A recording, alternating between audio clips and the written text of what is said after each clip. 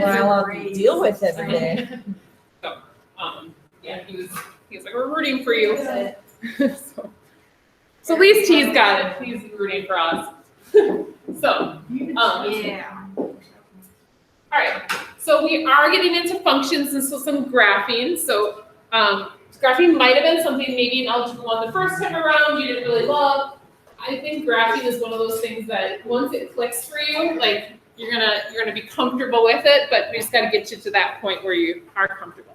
So they're asking you to fill in the table using this information. So they give you this equation and they give you these x values. So they're already telling you what to put in for x, and you're gonna do that again and again, and then hopefully graph it. Now careful, when you square a negative, what happens to the negative? It becomes positive. So careful, when you square like -2, it should become a +4. So if you get negative answers for that one, for -2, you've done something wrong. And if you want to put it in your graph paper, you can. If you don't wait for us, that's fine as well.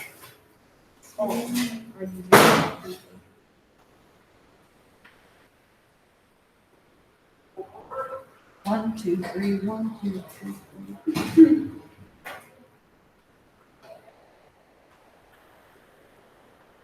Nice, negative. Oh, slow dude. That's my favorite one. Are we gonna watch it? Positive. What's he say for like? Zero fun. This is zero fun. It's so funny. Negative. So we're putting -2 into the equation. So -2 squared is 4, -3 will be 1. Put -1 into the equation. -1 squared is 1, -3 will be a -2. 0 squared, -3. 0 squared is 0, -3 is a -3. 1 squared, -3. So 1 minus 3 is -2. And then 2 squared minus 3 is going to be 1. So what you're going to notice is there's kind of a mirror image on either side. And the reason for that is because this graph is a special kind of graph called a parabola. So we can graph this, and it has like symmetry on either side. So -2, 1. Kind of hard to see my graph paper. Hopefully yours is better than mine. -1, -2. 0, -3. So I have a little U-shaped parabola graph. Probably something you learned at the very end of Algebra 1.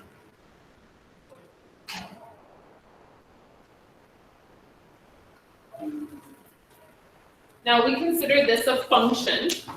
And we're going to talk about functions today and what that means for our different equations. We're kind of just getting the bare minimum of the graphing stuff all together. Just kind of reminding you guys about graphing and things you guys know about it and what you don't remember. I asked you guys to focus with us here, so other computer stuff, like other things put away, please. I'll try to get through this and give us time for homework. Like I said, I'll try to get us outside today because it's actually not terrible. We were just out there last hour and it was actually really nice.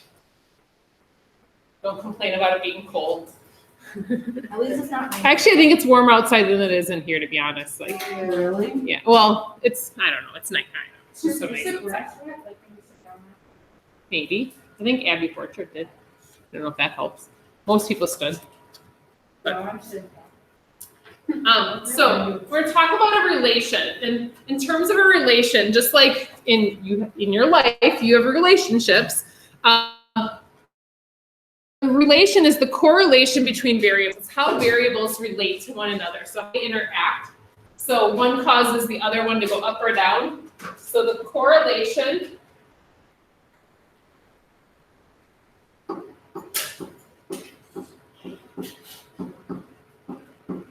between variables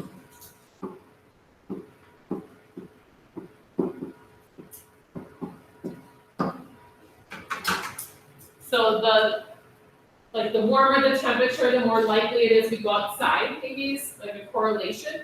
It's colder, we're probably not gonna go outside as often, In the snow. dig our way out. We could go help, like, because a lot of times during the day, like, Russ and Bob have to go shovel that path for the little guys. We could, like, have, like, a shoveling adventure. I'm down. Yes. Like, bring your own shovel. I feel like with some high school boys, might not be a good idea. Yeah. All right. So, we're going to determine if equation is a function. And this is something that I don't know if I truly understood until I was like a high school teacher. If something was a function or not, I think every time my teacher would talk about this, I'd kind of be like, that doesn't seem very useful. It's something that keeps coming back up. So hopefully it's something that eventually you'll know, or at least know it for the test, or when it shows up on like a thing like the ACT. So determining if something's a function. First of all, we're talking about using coordinate points for that. So you cannot have repeated x values.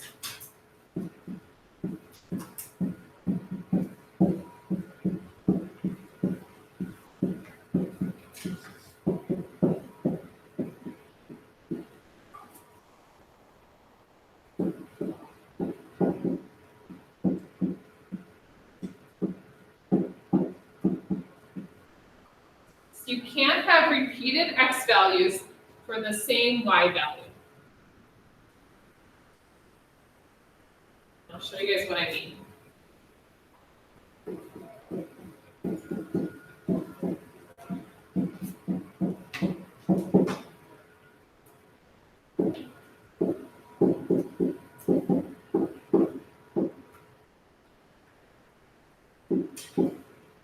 So this would be considered not a function.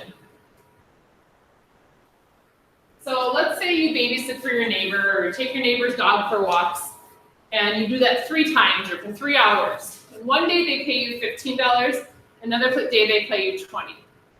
That would be considered not a function. It doesn't seem to make sense. Regardless of how long I worked, I got 2 different outcomes here. So that just doesn't make sense in what I'm talking about in terms of, like, I should get the same amount if I work the same amount of hours a number of times. So that's considered not a function. And the way that shows up on a graph, real quick, just kind of maybe sketching it. So if I go over 3 and up 15, I go over 3 and then also up 20. This is called, it fails the vertical line test. So that if the same value gets touched by that vertical line in 2 places. So we're going to talk about that a little bit more, but it's considered not a function.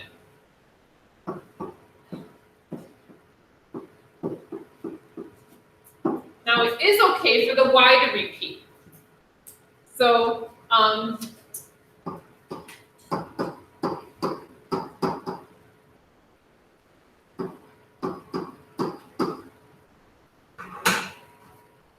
it doesn't matter if the y shows up more than once, and the x can be, as long as the x is something different. So maybe in this case, you're supposed to let the people's dog out. They pay you $20, but let's say you really, really love the dog, so you keep stopping by to visit it, and you go over there 14 times, they're still only paying you $20. So even though you went above and beyond, you know, you're still getting that same flat rate. Or let's say to belong to a gym, you pay $20, regardless if you go there 3 times or 14 times. So this one, the way the graph looks is the opposite way, where I go over 3 and up 20, I go over 14 and up 20. It's a flat line, and that's considered a function. Like when you die, What? it's like flat line. It's Yeah. like, And so again, you guys mentioned slope, dude. Undefined is a curse word. We don't want that vertical line. I know, that's undefined. Whereas this one is a flat line. It's 0 fun, but it still works. So we don't want to swear. Undefined, flat line. It's okay. I had a boy swear in the lunchroom today, and I was walking by, and then he came and apologized. wow. What I know. about Esther's burp? Oh yeah, Esther's burp. Oh gosh. We were laughing at your reactions. And I feel like my mouth wasn't like even like coming into, because like that was like Yeah, you know, I like can the total still- like. I can still tell what your face was.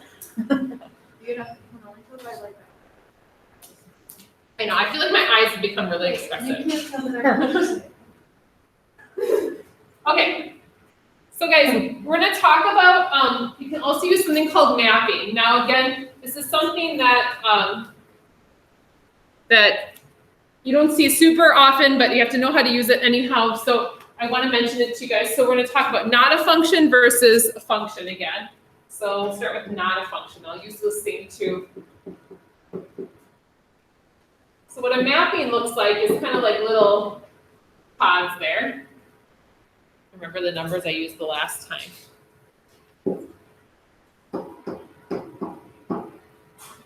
So x is 3, the y is 15, or the y is 20. Remember, we work 3 hours, we get paid $15. We work 3 hours, we get paid 20. Something's not making sense here.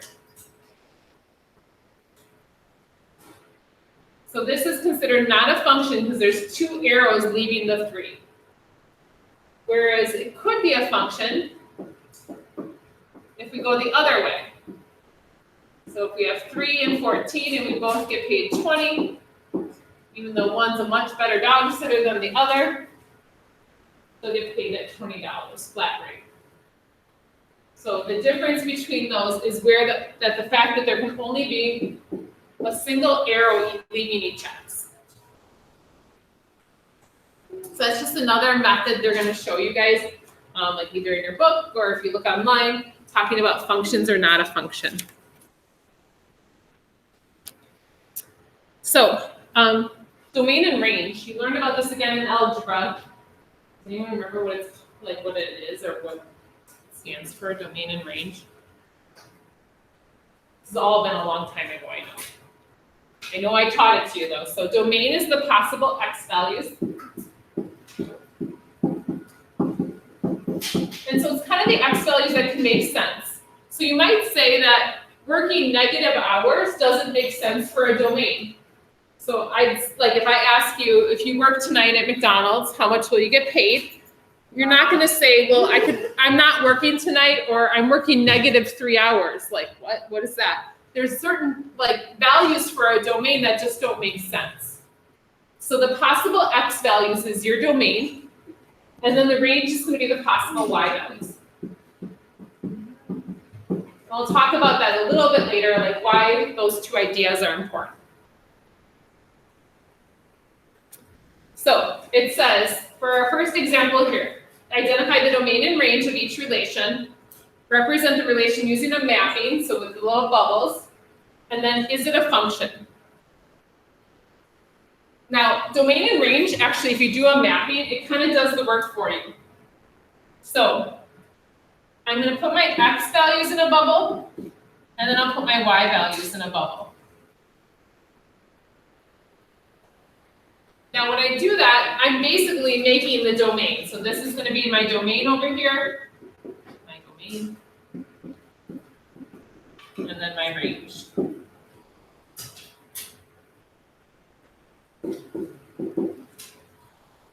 So one of my x values is 4.2. It's my first value in the coordinate.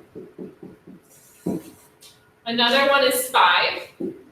And then also 7, and then 4.2 again. So I'm not even going to mention the 4.2 the second time.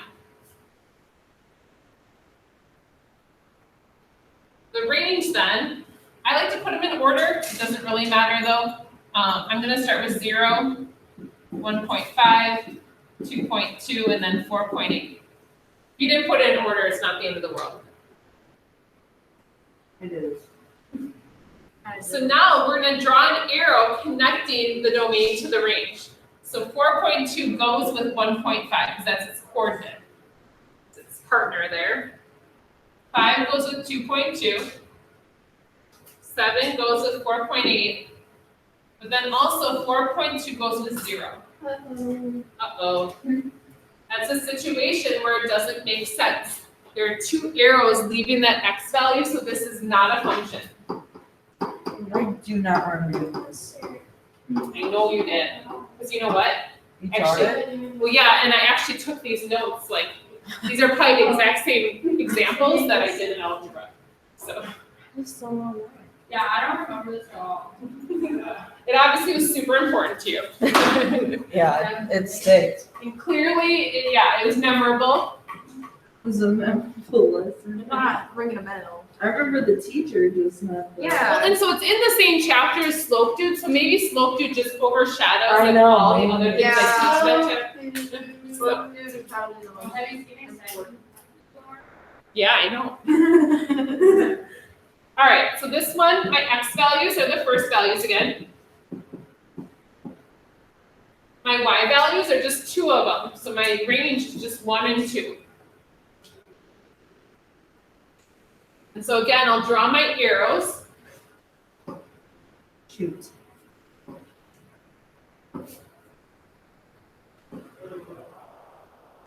But this one is okay, because all the x values only have one arrow leaving it. So this one is a function, because there's only one arrow leaving each x. Yes. No.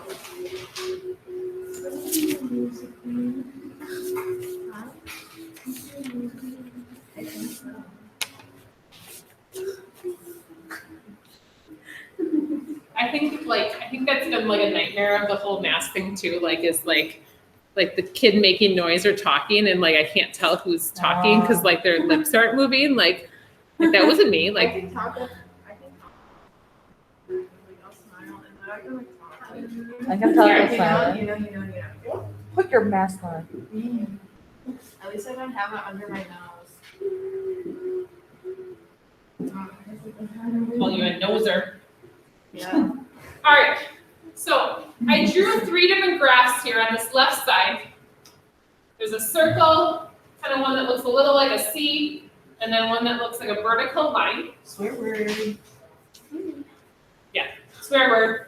So the reason why vertical lines are swear words in algebra or in math in general is because we can't define our function at that point. It doesn't make any sense because it's not a function. So all of these are not functions. And the reason they're not functions is they fail what we call a vertical line test. So if I draw a vertical line, it's going to hit the graph more than one time. So if I draw a vertical line right here, it hits here and here, so that makes it not a function. Same thing with the C graph and the vertical line graph. All of these are not functions because they fail that vertical line test. And it means that I could drop a vertical line anywhere along the graph, and if I can get it to hit the graph more than once, then it's not a vertical line, or not a function. So you kind of want to make it fail. Unlike how I grade your test, I want you guys to pass. I'm rooting for you. We're rooting for She you. cares about us. Yay. It's easier to grade a test too, one that everything's all right, it's really nice,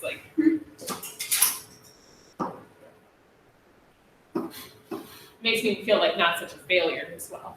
So now, these are all functions because they pass the vertical line test. So anywhere I drop a vertical line, it would only hit the graph in one spot. And we've seen graphs like this. This is a parabola, this is zero fun, this one's actually a cubic graph. Zero. I don't like that one. Zero. And then he's just like. Slope Dude would love that one. He's so funny. That's a big of a drop. Nice. Negative. We will watch him eventually, not tonight. He doesn't fit in with today. Sorry. Wait. All right. She's gonna surprise us one day. Okay, so let's flip to the back side. We'll do a little bit more of notes and then we'll head outside. I'm going to show you guys something called function notation, which is something, again, I know you've seen before, but for whatever reason, it's just such a strange notation that a lot of times I'll have students come back from something like the ACT and be like, I don't really know what this meant. And it's so frustrating because it's really not that complicated of a notation. It's kind of, unless you know what it's kind of like once you know what it is, it's like, it clicks, but until you know exactly what's going on, it obviously kind of looks like gibberish. So, for example, if I use y equals 2x minus 3, this is an equation. Function notation takes the y out of this problem. instead of writing y, they'll write f of x equals 2x minus 3. It's called function notation. F is not a variable. That's really important to point out. I'm going to write some things here. So we're not solving for f. F is basically naming the function. It's like saying, hey, over here there's a function. We read this as f of x.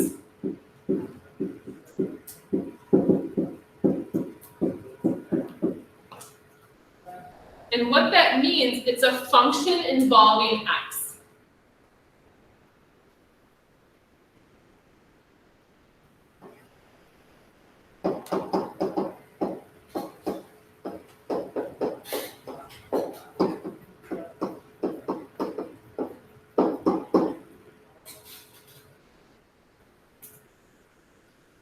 Now, they can also call it other things other than f. They can do g of x, h of x. They can use whatever letters they want.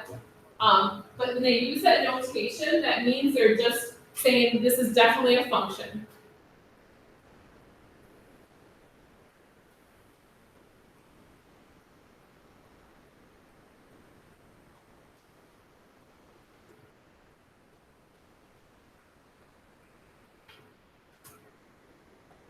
So it tells us here for this function, so a function f of x, 2x minus 3. And then they tell us there's also this g of x that's x squared plus 5. It's kind of like calling someone's name on in class and then I'm calling on them. So this letter A is calling on which function? 1. F of 1. The f function, so it's going to use this one. So f of 1 is going to use this function. By calling that one out. Now, this says f of x, this says f of 1. What does that mean for us in terms of the 1? What do you think 1 is? X. It's telling us that's what x is. These two are the same. X equals 1. So they're asking us to evaluate this and find out what happens when x equals 1. It's kind of a short way to write that and kind of keep evaluating that same problem. So x equals 1 in this case, so I'm going to put a 1 in there. So f of 1 is 2 times 1 minus 3. So 2 times 1 is 2 minus 3, and I get negative 1 for that. And that's my answer. That's not what x is. That's what the function equals, is negative 1. So I put that value in for x.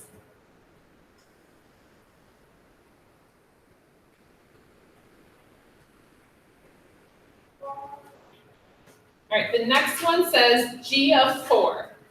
So which function do you think I should be using? G. The g function. So I should be using g. And now this time they're telling me x equals 4. Now you don't need to write that every time. That's kind of hopefully going to become like second nature. It means x equals 4. I'm going to put 4 everywhere x shows up. So 4 squared plus 5 times 4. So 4 squared is 16 plus 20, so we get 36 in this case. That's the value of the function.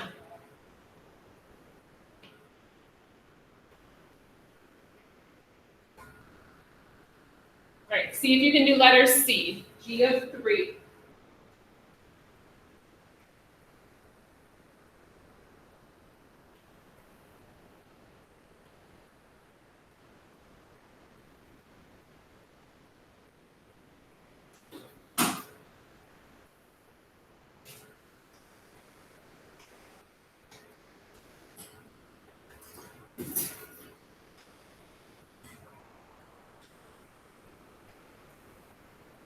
G of 3.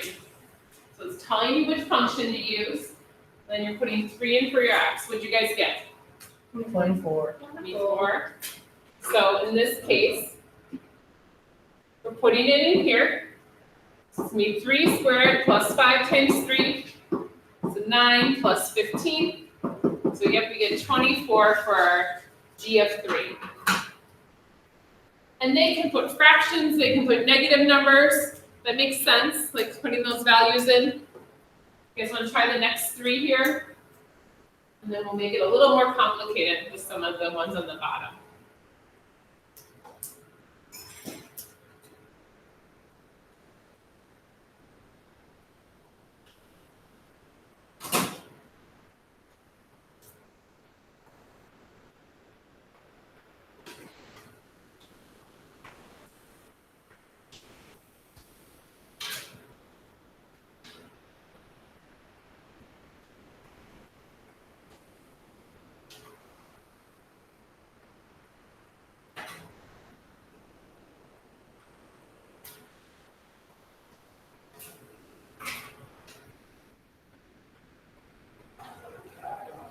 How do we do on those? Still working?